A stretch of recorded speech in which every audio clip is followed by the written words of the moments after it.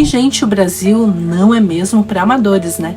Se você gosta de estudar a Bíblia e teologia, o Brasil é um balaio de heresias que você pode escolher à vontade o que você quer desvendar ou denunciar. A bola da vez é sobre a igreja inclusiva, a igreja da hipergraça, a mesma que fez o culto Vem Novinha e o culto da Barbie. E agora o show cosplay. Hoje, com muita alegria, todos vamos ficar de pé. Eu gostaria de convidar meu grande amigo e irmão, Gessé Aguiar! Quando foi pra eu subir aqui, já vi e falou assim, ó, só canta, fala nada aí.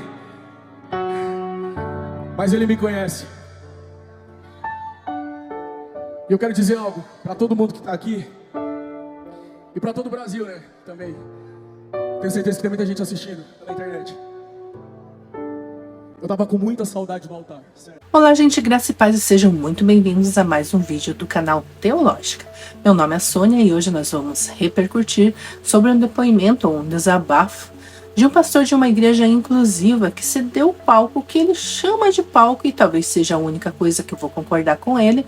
Então ele cedeu este palco dessa igreja para uma pessoa que se disse recém-desviado. Diz que o Brasil inteiro canta as músicas deles.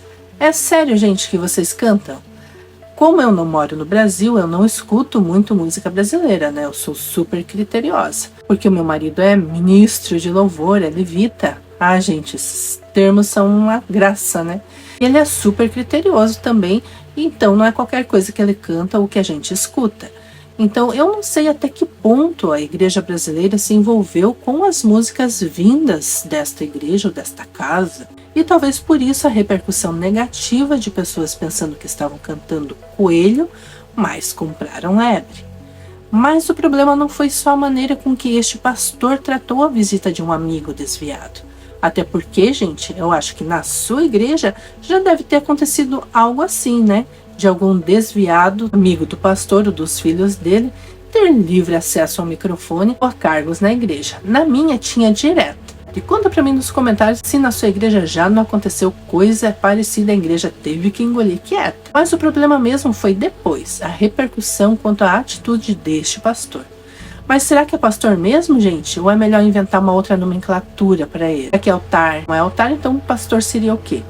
Líder de torcida? Bem, depois das críticas quando disseram para ele que não iriam mais cantar as suas músicas, aí doeu fundo no seu coração e em lágrimas ele fala sobre a sua visão de igreja, fruto de uma leitura equivocada do Novo e do Velho Testamento, e que não se limitou à sua própria vida, mas abriu um caminho bem largo que distancia as pessoas da palavra de Deus. Está aí o perigo de interpretar as escrituras e não saber a teologia e a pregação expositiva. Pelo que ouvimos, parece que o pastor confunde muito elementos judaicos do Velho e do Novo Testamento e tenta fazer uma reinterpretação atual e criar novos significados para a liturgia da adoração a Deus. No seu pequeno e emocionado desabafo dentro do seu carro com teto solar, ele parece confundir os significados de mesa e altar, crente e pecador, igreja e casa.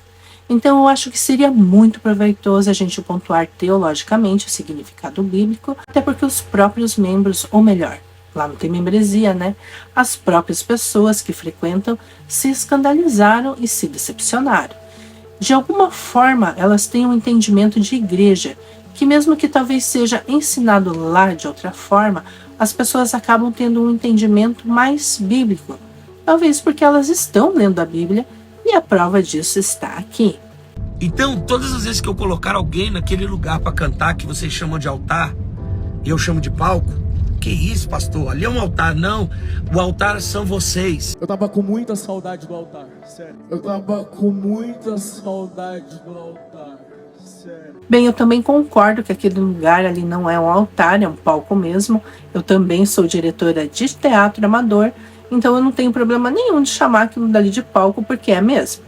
Então vamos saber o que é altar, tanto biblicamente como historicamente.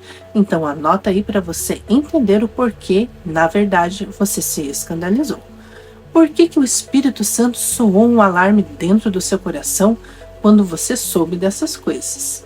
Às vezes você não tem um entendimento profundo ainda das Escrituras, mas Deus te guia. E quando isso acontece, é um convite para você se aprofundar no seu conhecimento para descobrir o que Deus quer te falar e te ensinar. É a mesma coisa quando você escuta um alarme. Aqui no Japão, onde eu moro, tem um monte de alarmes. E quando a gente escuta, qual que é a nossa reação? Para tudo e procurar saber o porquê. Aí, tendo a compreensão do porquê, nós devemos estar atentos às novas instruções ou procurar saber se nós devemos agir ou não, de acordo com aquela mensagem que o alarme trouxe. A princípio, a gente só se assusta sem saber direito o porquê, mas depois a gente precisa buscar estar por dentro para sermos prudentes. Primeiro, vamos saber o que era o altar. Para os judeus, altar significa lugar de sacrifício, lugar de morte. Eu vou deixar um mapinha para vocês verem os vários tipos de altar na Bíblia e a evolução deles. E o altar que este pastor se refere é aquele rústico feito de pedras ao redor, com uma pequena plataforma para colocar o sacrifício. Guarda essa imagem que eu vou voltar a falar sobre isso. Então são 3 palavras: altar, mesa e pedra. Antigamente, o altar era o lugar onde se colocavam objetos sagrados ou imagens para cultuar. Na Igreja Católica e outras religiões ainda é assim, estou falando historicamente. Quando surgiu a Reforma Protestante, eles eliminaram a figura do altar e passaram a usar a plataforma como púlpitos, onde o centro era a Bíblia. E hoje os púlpitos são, em sua grande maioria, um palco onde o centro são as atividades. Tem louvor, pregação e apresentações de todo tipo. Esta é a evolução histórica de nossa maneira de cultuar a Deus. Mas, de uma maneira geral, os pastores gostam de dizer que aquele palco é um altar. Então, só pessoas consagradas da membresia e tals podem subir naquele altar para conduzir o povo à adoração a Deus ou mostrar que tem autoridade de pregar a Bíblia. Já este pastor desta igreja parece um bolo desconstruído. Sabe, o bolo tem uma forma tradicional de fazer, de se apresentar.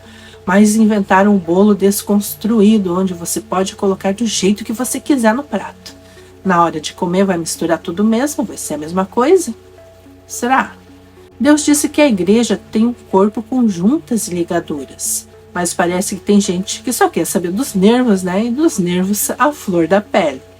Isso também parece uma desconstrução da jornada do herói. Também sou roteirista e inventaram a jornada da heroína.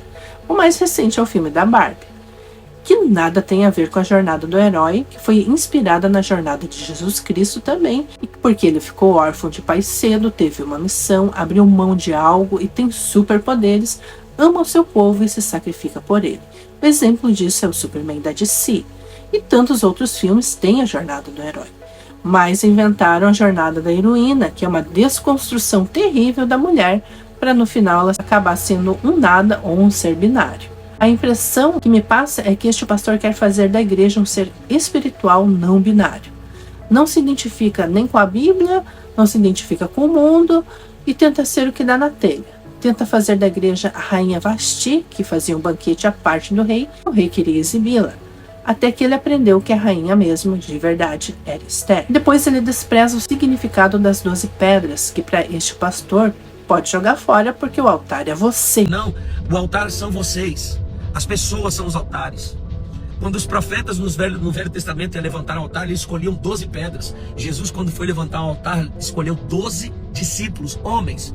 Porque agora os altares estavam dentro do coração das pessoas e não mais em obstáculos de pedras. E não mais em obstáculos de pedras. Mas o altar não é você. Isso é ensino eucêntrico, antropocêntrico. O altar é Cristo, conforme Hebreus 13:10. Cristo morreu e ressuscitou, por isso nosso culto hoje é sacrifício vivo, culto racional. Porque quem morreu no altar não era uma criatura irracional, mas foi o próprio Deus. Este pastor fala que não somos pedras do altar, que nós somos o próprio altar, mas Deus nos ensina que as pedras eram as 12 tribos de Israel. E na Bíblia em Hebreus está escrito que nós somos como pedras, pedras vivas.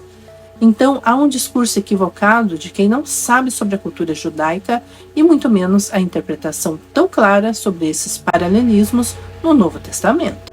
Aí ele se confunde dizendo que não é altar, é palco, mas ele dá uma mesa para qualquer um que chegue ali na casa, que não é igreja, é casa.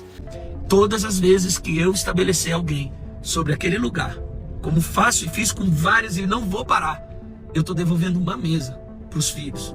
E não, um altar para crente. Comer juntos sempre teve um lugar profundamente simbólico na vida do povo de Deus. Em Atos 2, quando a igreja primitiva explodiu no poder de Deus, uma das coisas que nos marcou foi o compromisso de compartilhar as refeições juntos. Vemos essa importância também no Velho Testamento, desde o Êxodo, em uma experiência de mesa com Moisés e o próprio Deus. A imaginação de Davi no Salmo 23, quando ele ainda pastor de ovelhas, ungido, imaginava uma mesa perante seus inimigos, onde o seu cálice transborda, e tantos outros exemplos de mesa. Mas este pastor parece confundir os exemplos de mesa que a Bíblia menciona. Ele diz que Jesus comia com os pecadores, e a experiência que você teve na igreja dele, de arrepios, choro, presença, era a ação de Deus por causa de um ajuntamento de pecadores. Quando você entrou aqui pela primeira vez, unção, graça, arrepio, presença de Deus, tudo isso foi amado, sua família foi curada em certas ocasiões. E eu disse, você acha que isso nasce da onde? Nasce do acúmulo de pecadores que nós reunimos dentro de uma casa. Gente, nós somos pecadores mesmo, mas uma vez que nós confessamos o nome de Jesus com arrependimento de pecados, nós somos justificados. Do contrário, Jesus teria morrido em vão. E este pastor diz que mesa é lugar de comunhão entre Jesus e os pecadores. Mas assim como existiram vários tipos de altar, também existiram vários tipos de mesa. Se você for no Novo Testamento, Jesus nunca fez uma mesa para os pecadores. Aos pecadores, ele ia até eles, ou dizia, hoje eu vou comer na sua casa, prepara a mesa. Mas Jesus fazia mesa para seus discípulos, mas não partia dele fazer mesa para os pecadores. Eu sei que o púlpito vira altar quando querem validar o cargo deles, né?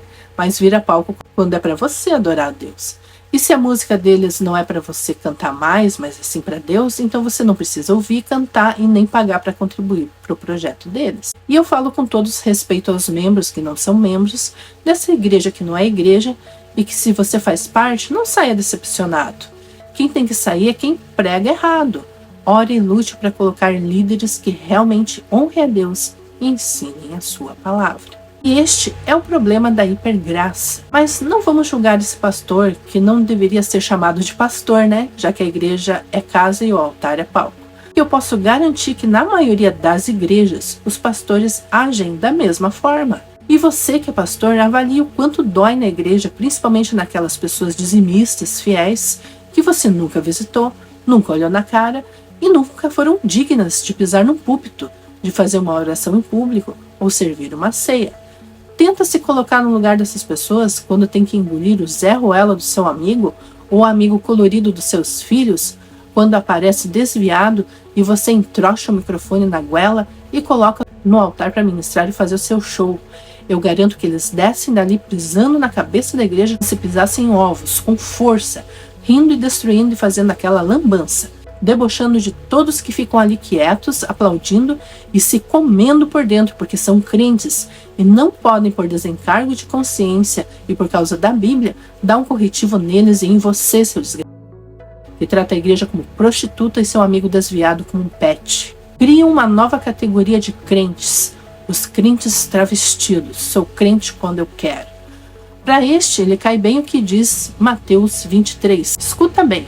Ai de vocês, mestres da lei, fariseus hipócritas, vocês fecham a porta do reino dos céus para os outros, mas vocês mesmos não entram, nem deixam entrar os que estão querendo entrar. Ai de vocês, mestres da lei e fariseus hipócritas, pois vocês exploram as viúvas e roubam seus bens. Para disfarçar, fazem longas orações, o castigo de vocês será pior. Ai de vocês, mestres da lei, fariseus hipócritas, pois vocês atravessam os mares e viajam por todas as terras a fim de procurar converter uma pessoa para a sua religião, e quando conseguem, tornam essa pessoa 2 vezes mais merecedora do inferno do que vocês mesmos. Me emociono de saber que eu incomodei muita gente devolvendo o altar para quem precisava ali de uma mesa.